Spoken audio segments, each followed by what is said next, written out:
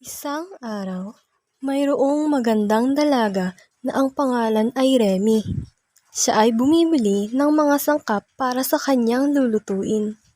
Nang siya ay dumaan sa isang eskinita, may nadatnan siyang matanda na nakahiga.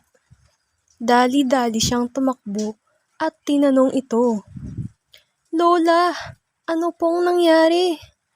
Ayos lang po ba kayo?" Sabi niya. Nagsalita ang matanda at ang sabi, "Ako'y nagugutom. Maaari mo ba akong pakainin?"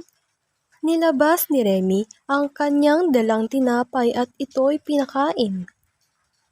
Nang siya ay matapos na kumain, hinawakan ng matanda ang kamay ni Remy at nagbigay ng butil ng bigas. Nagsalita ito at sabi, "Ito'y iyong itanim para mayroon kang aanihin."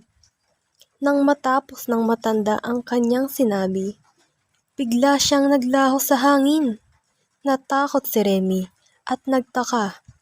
Inisip niya na ano kayang mangyayari kung ang butil ay kanyang itatanim.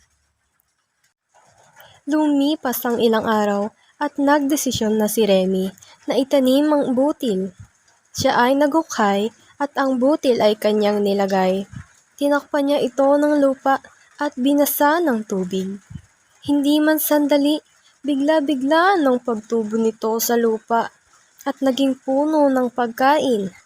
Natuwa at nabighani si Remy sa kanyang nakita na ang kanyang itinanim ay nagbunga ng biyaya na galing sa matanda.